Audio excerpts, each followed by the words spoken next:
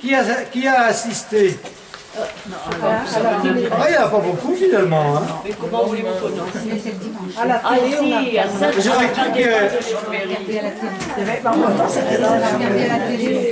Vous avez un peu, il y aura trop de monde, il faut s'inscrire, c'était compliqué, on s'est dit Voilà, c'est pour ça que vous n'y êtes pas allés. Voilà. Mais bon, c'est pas... Moi j'y ai assisté, mais comme je l'ai déjà dit, c'est tout simple. Hein. Ce qu'a fait la cérémonie, c'est les chants, c'est la chorale, c'est tout, mais la béatification elle-même, le nonce apostolique a lu en latin, puis après quelqu'un a lu en français, la déclaration comme quoi le pape décidait qu'il était béatifié, mais à part ça, il n'y a pas grand-chose. Hein. Oui. Bon. Le nonce apostolique, il s'est contenté de dire la messe et de dire ce texte, puis il n'a rien fait d'autre. Hein. Il n'a même pas parlé de Costa de Borgard, donc je sais pas. Voilà. Alors, je vais vous en parler. Vous connaissez son histoire peut-être déjà, puisque toute l'année, en Savoie, on en a beaucoup parlé. Mais la nouveauté, ça sera vraiment sa spiritualité, parce que je l'avais déjà présenté il y a 3 ou 4 ans, mais je n'avais pas ce livret qui vient de paraître, ce livre du père Paul Ripaud, salésien, que je connais bien, et qui a écrit prier 15 jours avec Camille Costa de Borgard. Et là, c'est vraiment, moi je l'ai vraiment beaucoup aimé, parce que au moins il cite Costa de Borgard sur différents problèmes qu'on va aborder, et donc c'est vraiment sa pensée, donc sa spiritualité. La dernière fois, j'avais présenté quelque chose, mais c'était des réflexions de ceux qui l'ont connu et qui disaient qu'il était un fervent de la messe, il adorait le Saint-Sacrement, il s'occupait, enfin bref. Donc ça sera vraiment sa propre pensée, sa propre spiritualité, à partir de ce qu'il a dit lui-même. Donc on y va. Camille Costa de Borgard, 1841-1910. Donc ordonné prêtre le 28 mai 1866 à Saint-Jean-de-Latran à Rome. Ça, on va voir, béatifié, donc le 17 mai à Chambéry. Voilà. Alors, sa biographie. Prêtre savoyard, Camille Costa de Borgard aurait pu profiter de son rang social élevé. Donc ça, c'est vraiment sa caractéristique, puisqu'il est dans un milieu de nobles, hein, de famille noble, hein, le nom l'indique bien. Voilà. Et donc, à cette époque encore, on pouvait faire carrière dans l'église, surtout si on venait de familles aisées. Et bien lui, il a préféré donner sa vie aux plus déshérités, donc aux orphelins notamment. Et c'est comme ça que, donc, on peut déjà le caractériser, c'est-à-dire qu'il n'a pas cherché à faire carrière dans l'église, mais à servir ceux qui avaient le plus besoin de lui, donc les plus pauvres et notamment les orphelins, victimes du choléra, enfin les familles, les orphelins des familles qui ont été victimes du choléra à Chambéry, donc ça va être cité tout à l'heure. Donc il a sacrifié une belle carrière pour se consacrer aux orphelins et aux cas sociaux, aux plus pauvres, et puis à la jeunesse et à son éducation. Voilà. Sa vie a été une vie d'abnégation et de sacrifice, tout enracinée dans sa foi en Dieu et dans le dévouement sans borne aux plus démunis et à leur éducation. Donc ça résume déjà tout ce qu'on peut dire de lui. Mais avant d'en arriver là, ben voilà son parcours. Donc, Camille est né à Chambéry, rue Jean-Pierre Vérat, le 17 février 1841, dans l'appartement d'un immeuble où habitait sa famille l'hiver. Voilà. Le reste de l'année, la famille habitait au château de la Motte-Servolex, appelé aujourd'hui Château Reynac. Les Savoyards, vous connaissez, hein? Ouais. Voilà, donc ils étaient propriétaires, donc ils habitaient l'été là-bas, et en hiver, ils venaient un peu plus au chaud, à Chambéry. Son père était le marquis, hein, un marquis, Pantaléon Costa de Borgard, marié en 1834 à Marthe de Saint-Georges de Vérac. Vous voyez, c'est quand même pas, hein, c'est pas René Pichon, hein. C'est de Saint-Georges de Vérac, dont il aura 11 enfants. Voilà, Camille étant le 5e, au milieu, hein, voilà. L'éducation de Camille sera donnée surtout par sa mère, le père étant souvent pris par ses affaires à la cour de Turin. Bon. Donc une mère de 11 enfants, elle a du travail quand même. Hein. Vous supposez, hein, c'est pas si simple. Alors, ce qu'il faut noter, cette éducation fut sévère. La mère était très, très, très sévère. Là, quand j'ai fait ça, et quand j'ai relu Paul Ripaud, il insiste encore plus que les autres sur la sévérité de la mère. Ça badinait pas, hein. Voilà. Sobre, marqué aussi par l'influence du précepteur de la famille, l'abbé Ferdinand Favre. Donc ces grandes familles, avant, avaient des précepteurs, hein, des prêtres qui accompagnaient la famille et qui éduquaient les enfants, qui participaient à l'éducation, aussi bien les apprenaient aussi à lire, à écrire, à travailler scolairement, qu'en même temps, il y avait le catéchisme, l'éducation spirituelle. Enfin, c'est quand même un style de famille quand même, hein, voilà. Hein, famille aisée, mais donc avec une éducation où était présent un précepteur, un prêtre. En 1848, à 7 ans, Camille est confiée aux frères de la Motte Servolex. Bon. Puis en 1850, aux Jésuites, réfugiés en Belgique, à Brugelette, près de Mons. Donc il commence chez les frères, et ensuite il va chez les Jésuites pour son éducation, pour apprendre, voilà, très bien. En 1854, oui, parce que les Jésuites avaient été expulsés, hein, voilà, hors de France. Voilà. En 1854, quand les Jésuites rentrent en France, il les suit à Vannes. Ça va, c'est clair. Hein. Atteint d'une congestion pulmonaire. Donc il a toujours eu des ennuis de santé quand même. Et d'entrée, donc on voit ça. Atteint d'une congestion pulmonaire, Camille se rétablit difficilement. Et pour cette raison de santé, s'en va continuer ses études à Sainte-Marie de Toulouse pour y faire sa 3e et sa seconde. Donc il va vers un pays où il fait meilleur à cause de ses ennuis de santé.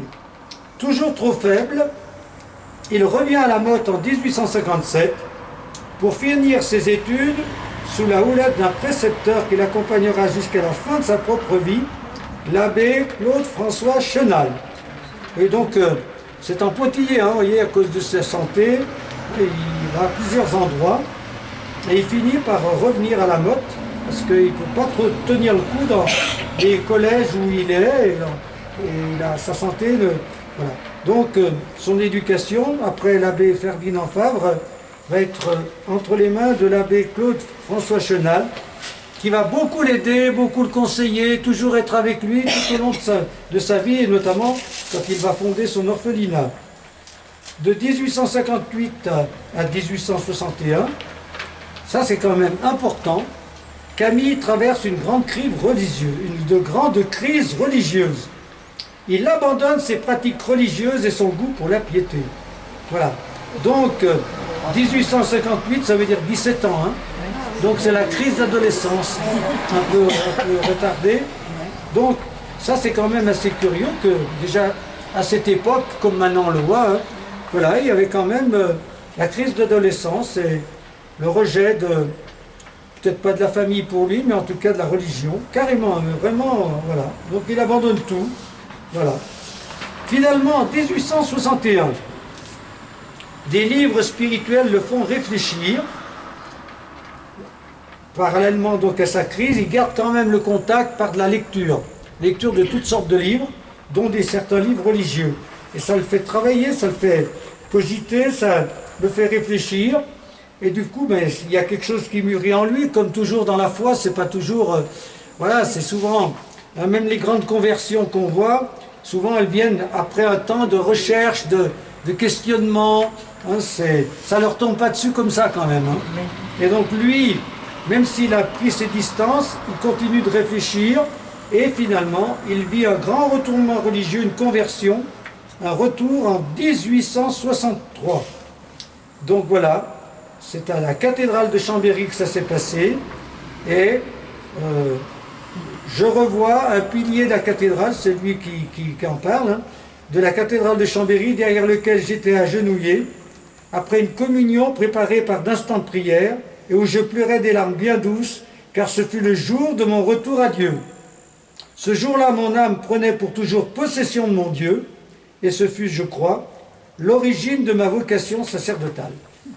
Donc voilà, une conversion, il y a un déclic, en tout cas, qui cristallise cette conversion qui était quand même un peu qui mijotait un peu en lui à cause de ses livres qui réfléchissaient, qui le faisaient réfléchir.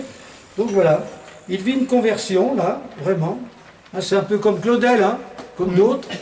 Ça, il y a pour certains, la conversion, c'est... Il y a un mûrissement, mais il y a quand même un déclic plus ou moins spectaculaire. Voilà. Donc, lui, c'est à la cathédrale, derrière un pilier. C'est un peu... Claudel dit un peu la même chose pour ceux qui connaissent Claudel. Voilà, et puis... Voilà, il y a un peu de l'aspect affectif, puisqu'il se met à pleurer. Hein, voilà, des larmes bien douces. Mais voilà. Et donc, il y a quand même cette expression... Ce jour-là, mon âme prenait pour toujours possession de mon Dieu. Je trouve que c'est curieux. C'est plutôt Dieu qui prend possession de lui. Hein. Ben voilà.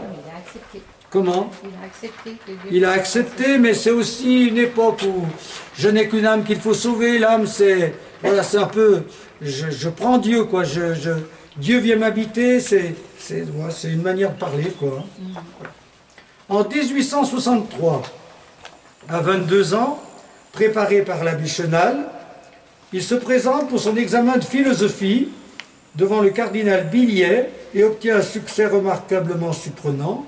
Bon, entre-temps, la Savoie a été rattachée à la France, d'accord, hein, voilà, et les Beauregard ont œuvré pour cela. Ainsi, en retour, Pantaléon Gosta de Beauregard est reçu à Paris par Napoléon III, oui, donc il fréquentait quand même sa famille, hein, le haut niveau, et il est nommé président du Conseil général, vous voyez, hein, donc sa famille, quand même, le père, il fait quand même carrière, lui, hein, si lui refuse de faire carrière, le père, c'est pas le cas. Après sa réussite en philosophie, Camille va suivre à Rome les études théologiques pour devenir prêtre. Donc il va faire ses études à Rome, hein, donc voilà. Et c'est comme ça qu'il va être dans le milieu romain. Son père meurt en 1864 et le 28 mai 1866, donc à 25 ans, Camille est ordonné prêtre à Saint-Jean-de-Latran. Il reste encore un an à Rome et revient sur Chambéry en juillet 1867. Voilà, donc le parcours, l'ordination, et donc il est prêtre. Et là, il revient sur Chambéry. Alors, qu'est-ce qui se passe? Beaucoup déjà connaissent son histoire, non mais ça fait rien. S'il y en a qui connaissent d'autres choses que ce que je dis, vous le rajoutez. Hein. Arrivé à Chambéry, Camille reçoit la charge de 4e vicaire de la cathédrale. Il y en avait à cette époque. Hein. Voilà. Mais tu vois, ça va être mon cas. Hein. Je vais être 4e vicaire d'Aix-les-Bains l'année prochaine. Michel demandait ce que c'était qu'un vicaire par rapport à un prêtre. Le vicaire, c'est quelqu'un qui est l'adjoint du curé. C'est le titre qu'on donne à celui qui est adjoint. Il a nommé curé. Alors, si vous voulez les nominations qui viennent de paraître, à Aix-les-Bains l'année prochaine, le père Vincent Coutin est nommé curé des 5 paroisses. C'est une petite parenthèse. Donc, il a déjà la paroisse des 12 apôtres où j'étais curé moi. Il a les Bauges en plus, il aura en plus l'Albanais, la Chautagne et Grésy. Donc il est curé de 5 paroisses nouvelles qui regroupent des anciennes paroisses. Parce qu'on est en Savoie au temps des regroupements de regroupements. Voilà. Et il aura comme vicaire le jeune qui va être ordonné prêtre, Pierre-Emmanuel, qui a 32 ans. Et puis il aura comme vicaire Christian Auffray, qui sont nommés comme vicaire, et un prêtre africain qui s'appelle Grégoire. Et moi, je suis le 4e vicaire, mais je suis au service. Je n'ai plus le droit d'avoir un titre. Il n'est pas encore nommé prêtre, Grégoire. Il est prêtre. Grégoire, si. C'est Pierre-Emmanuel qui va être ordonné prêtre le 7 septembre. Ah oui. Donc, ces titres, c'est ce qu'il y avait autrefois. Hein, moi, quand j'ai été ordonné prêtre, j'étais nommé vicaire à Aix-les-Bains. Après, on disait prêtre adjoint, prêtre auxiliaire, voilà. Mais maintenant, on retrouve curé, vicaire. Voilà. L'abbé, c'est quoi? L'abbé. Ben, l'abbé, c'est le titre qu'on donne au prêtre. Tu peux l'appeler père, tu peux l'appeler abbé. Mais au niveau fonction, nous, abbé, c'est un titre. Alors que dans les monastères, l'abbé, c'est le supérieur. C'est un titre dans les monastères, mais pas pour nous. Nous, c'est le père Pichon ou l'abbé Pichon. Voilà, c'est ça. Voilà. Il y a d'autres explications sur les prêtres, non? Il semblait que c'était évident, mais voilà. Donc il est nommé 4e vicaire de la cathédrale, fonction non rétribuée. Ben, ça qu'il n'avait pas de salaire. Voilà. Peut-être que le curé avait oui, ça dépendait des moyens que les paroisses avaient. Hein. Mais surtout décidé à s'occuper des plus pauvres, des ouvriers, selon la spiritualité de Benoît Labre, découvert à Rome avec l'abbé Chenal. Donc, là aussi, ce qui est intéressant, c'est qu'on voit qu'il n'y a jamais rien qui vient d'un coup. Hein. Souvent, tout ce qu'on vit, autant les uns que les autres, hein, il y a ceci, une année, une autre année, c'est toujours lent avant qu'il y ait le déclic qui fait qu'on prend des grandes décisions. Donc lui, parallèlement à sa vie dans cette grande famille, hein, il a été toujours marqué par un souci des plus pauvres, des ouvriers. À cette époque, il y en avait quand même, c'est le monde ouvrier qui est en train de naître. Hein. Voilà. Et à Rome, il a eu l'occasion de plonger dans la spiritualité de Benoît Labre. C'est un prêtre qui était plus ou moins... Marginal. Oui, un marginal. Oui, un marginal, il était un peu clochard. Clochard, oui, il était pauvre avec les plus pauvres. Donc pour être comme les plus pauvres, il était clochard avec les clochards. Bon, je ne sais pas si c'est quand même une belle vocation, mais c'est comme ça. Voilà. Il y a des vocations dans l'Église un peu spéciales. Hein. Dans les vocations, je fais toujours des digressions, mais c'est quand même... Dans les vocations un peu surprenantes, c'est les ermites. Voilà, est-ce que vous comprenez la vocation des ermites? Non. Ah oui, c'est difficile à comprendre, il faut avoir besoin de calme. Des ermites, comme ça, qui tout par un coup décident de... Voilà. Alors, j'en ai rencontré un il n'y a pas longtemps, il y a 2 mois, parce que comme je vais faire le service à Pugny, chez les sœurs au monastère de Pugny, hein, il y a dans 2 fois par an, 3 fois par an, pour les grandes fêtes, Noël, Pâques, donc c'était à l'occasion de Pâques qu'il était là, il y a un frère qui s'appelle Frère François, qui est un prêtre, qui était moine dans des frères de Bethléem. Hein. Les frères de Bethléem, il y a des sœurs et il y a des prêtres. À Currières, il était à Currières. Donc il a décidé de devenir ermite, donc de quitter le monastère, et il est ermite en Ardèche. L'évêque de l'Ardèche lui a donné une maison un peu perdue dans la montagne, où il n'y a pas d'eau, pas d'électricité, et il vit en tant qu'ermite. Alors je lui ai demandé ce que c'était que la vocation d'ermite. Il m'a dit, mais je ne sais pas.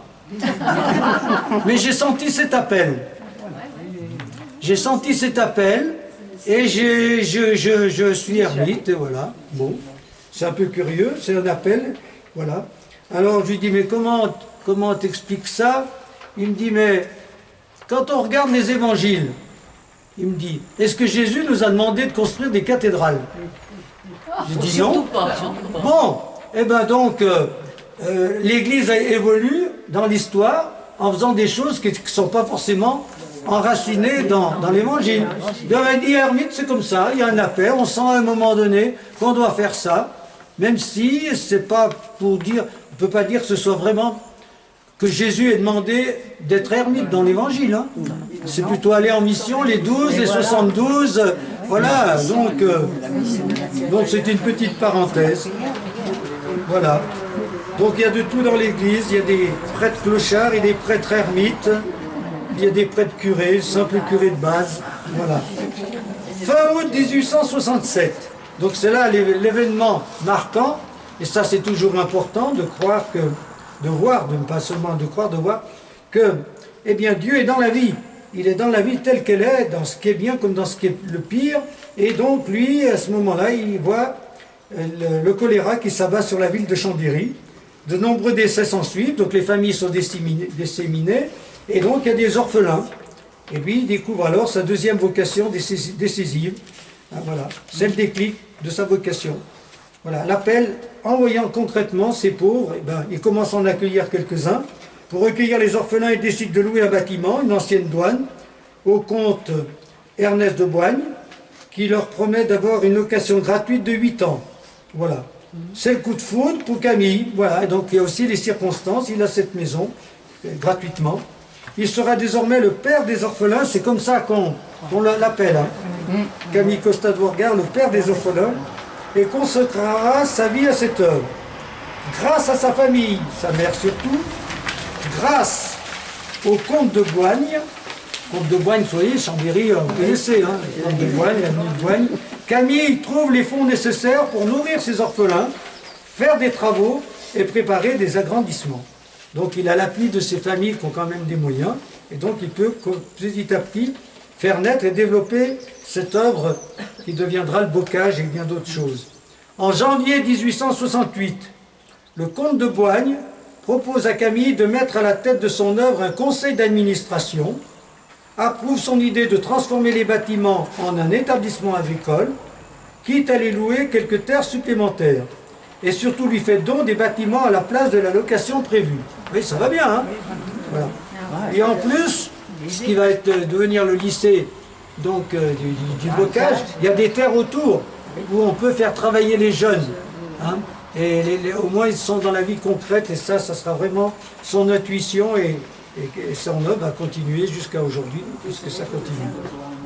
La donation définitive approuvée par le cardinal Billet, qui était le cardinal de Chambéry, est signée le 24 mars 1868 avec cette clause: l'établissement projeté sera constamment dirigé par des religieux ou des ecclésiastiques approuvés par l'archevêque de Chambéry.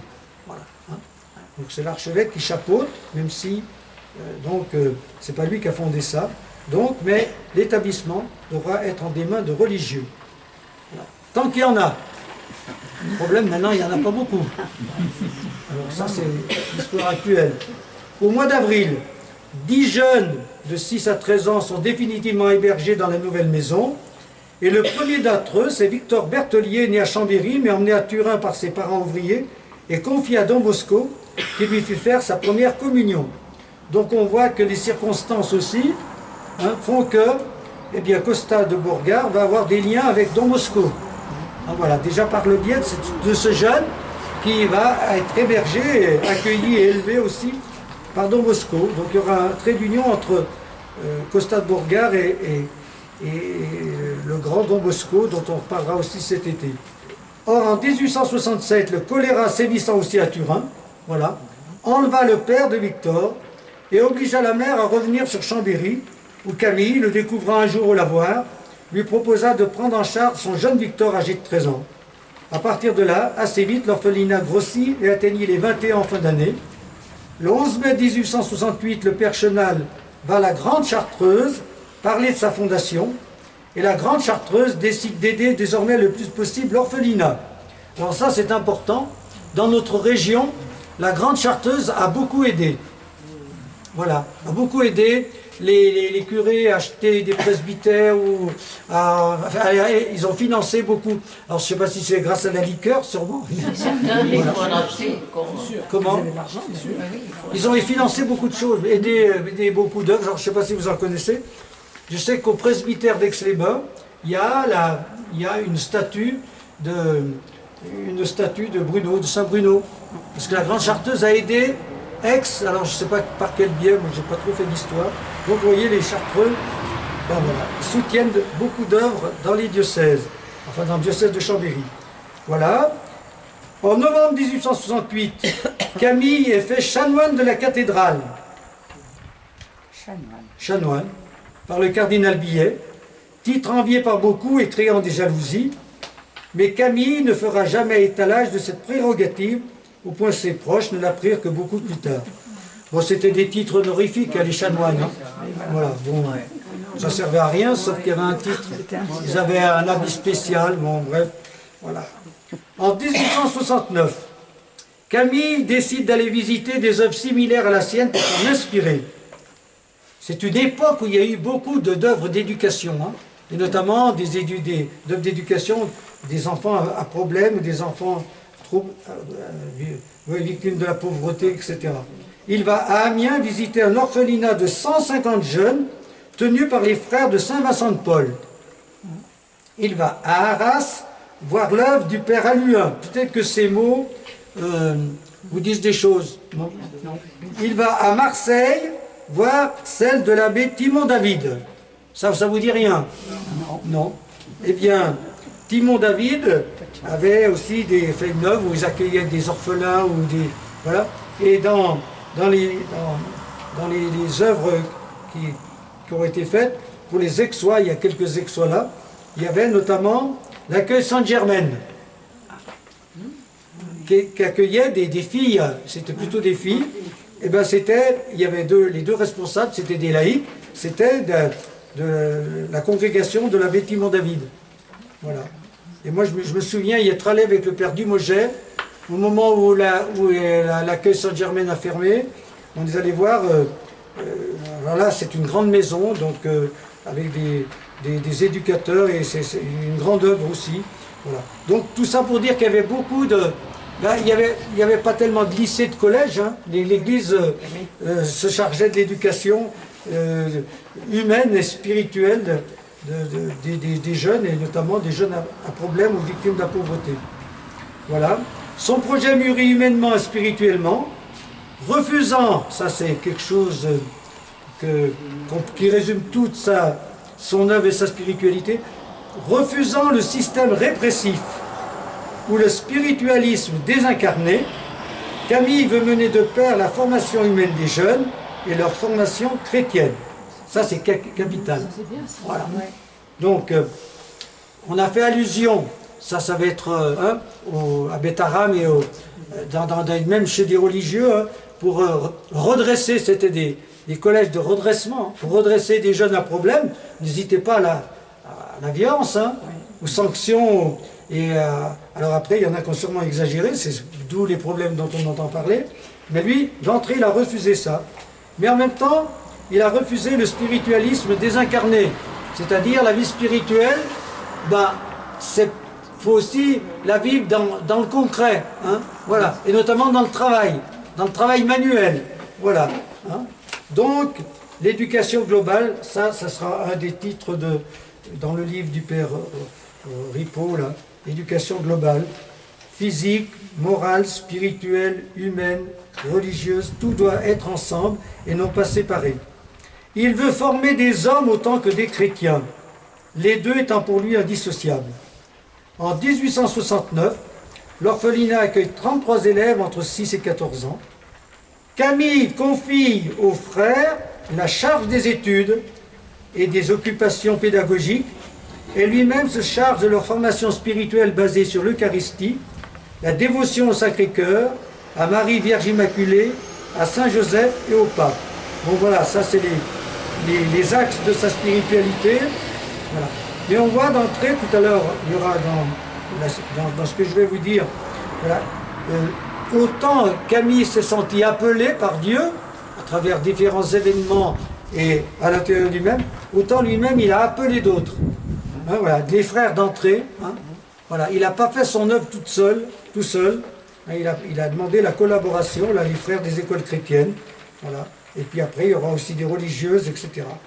En 1873, après un passage à Lourdes, il fait élever une grotte avec une statue de Marie dans la cour de l'orphelinat. En 1874, une guérison, 1874, une guérison miraculeuse se produit là. Marie Paget, 18 ans, était venue se reposer à l'orphelinat avant d'aller se faire opérer à Lyon d'un abcès au foie.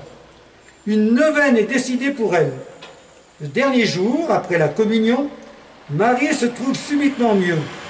L'opération n'aura jamais lieu. Ça ne fait pas partie des miracles qu'on attribue à... Voilà. C'est pas ce miracle-là qu'il a... Voilà. Mais bon, il y a des choses quand même qui se passent. Hein.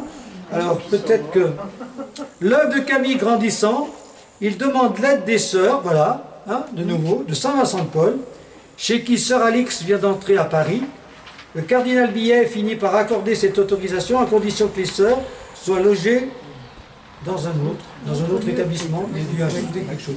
Au fur et à mesure que les mois passent, Camille précise et concrétise son idée de baser la formation concrète de ces jeunes sur l'agriculture, ce qui suppose des terres, donc de nouveaux achats, donc de nouvelles demandes d'aide.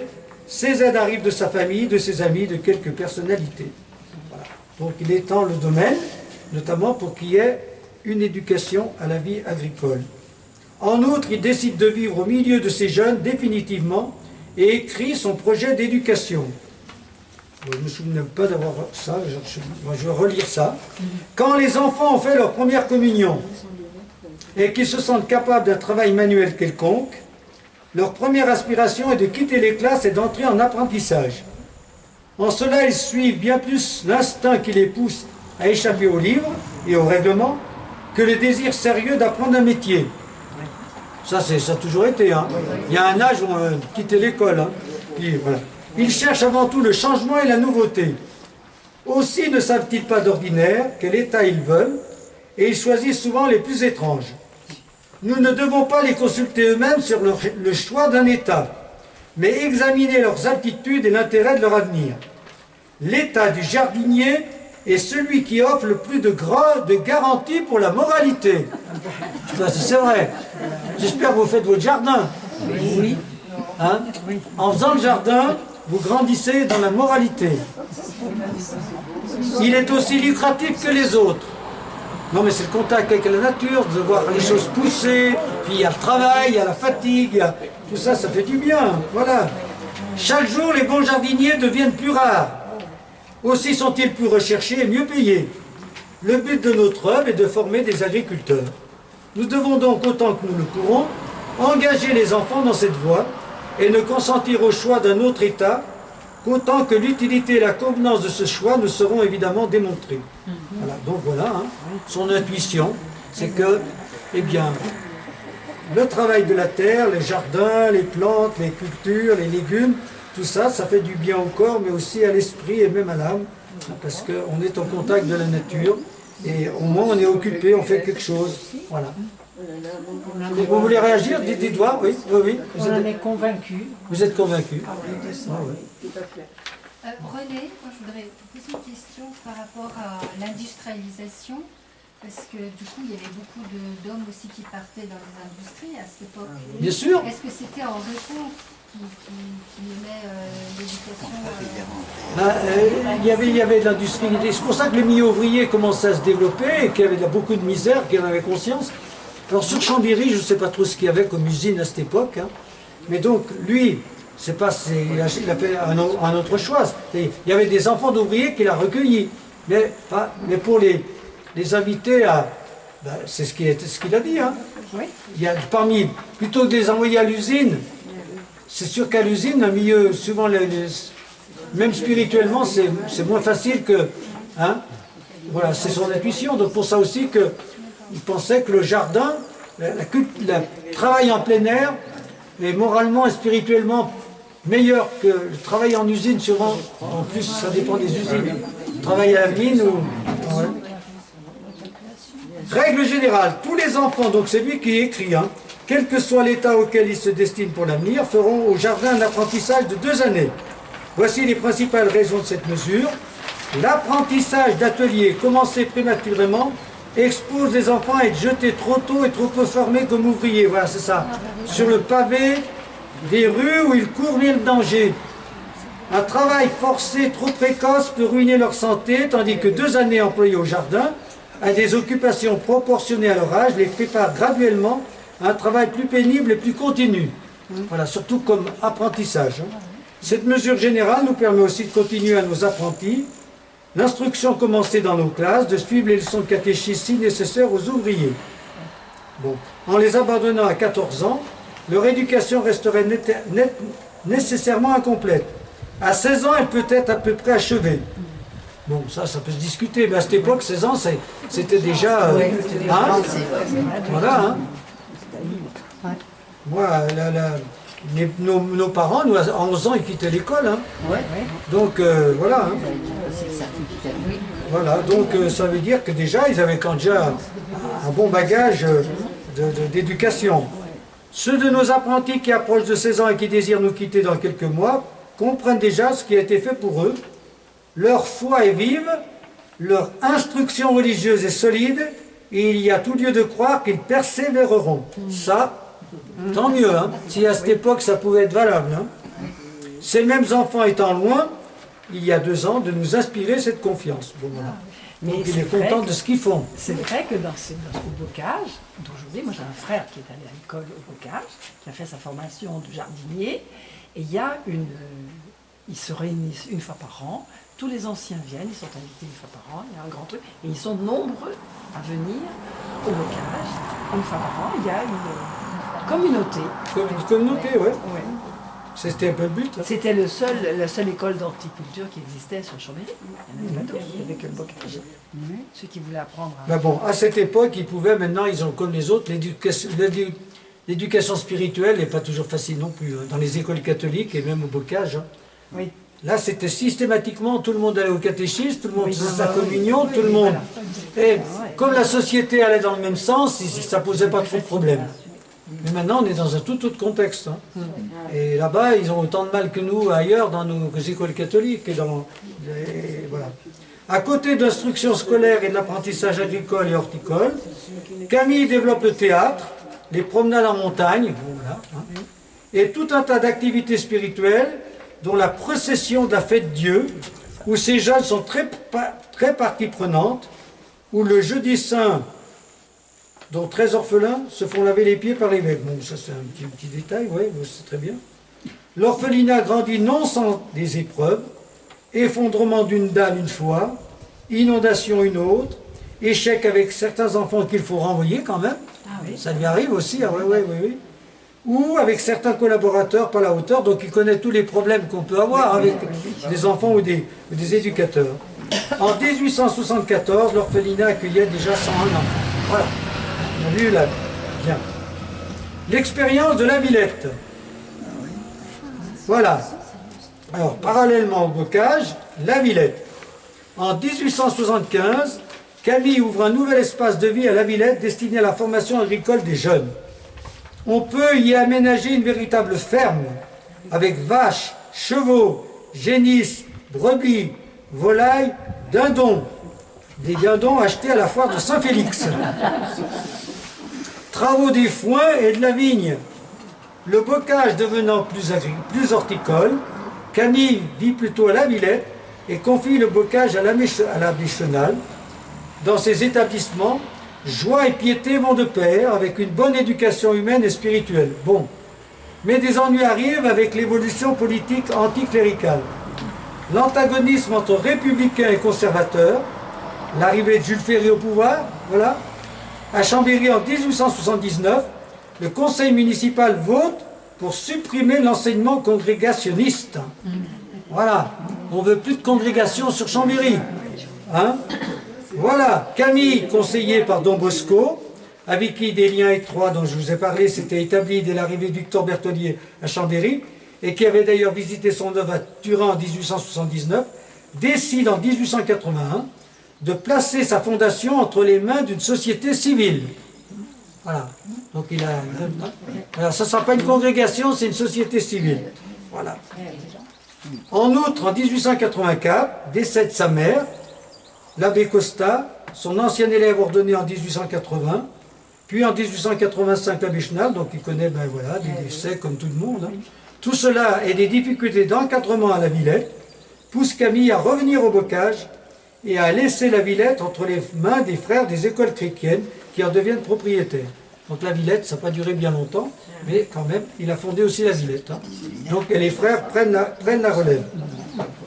Les dernières années de Camille Costa de Bourgard, 1885-1910, tout continue sur la lancée, le bocage s'étend, sa réputation dépasse les frontières de la Savoie, des liens s'établissent avec d'autres établissements semblables dans le Midi, en Alsace, en Angleterre. Le bocage participe à des concours agricoles, oui, ça se développe, mais des liens se créent. Hélas, Camille connaît de plus en plus d'ennuis de santé et doit faire des cures en Allemagne, en Belgique, en Suisse, en Italie. Bon, en 1889, en plus des dons réguliers de beaucoup de bienfaiteurs, de la Chartreuse, de la famille, le bocage reçoit 61 hectares du comte Léonide Marius de la Motte-Servolex. Donc voilà, des terres, ils en ont. Hein, voilà. Tout peut continuer. La relève est même assurée, puisque Ernest Costa de Bourgard, neveu de Camille, est devenu prêtre en 1896 et vient s'installer au bocage. Donc il y a la relève avec son nom. Et donc le bocage atteint alors 150 élèves. Camille peut donc quitter sa fondation en la laissant entre de bonnes mains. Il meurt malade, fatigué, usé, le vendredi saint 25 mars 1910. Ernest prend la succession et assurera la direction de 1910 à 1954. le 24 avril 1990, à Rome, le pape Jean-Paul II proclame officiellement vénérable Camille Costa de Burgard. Le décret autorisant sa béatification a été signé par le pape François le 14 mars 2024. Et Camille a été béatifiée le 17 mai 2025 à la cathédrale de Chambéry. Voilà. Vous saviez déjà tout ça à peu près, mais c'est bon de le rappeler.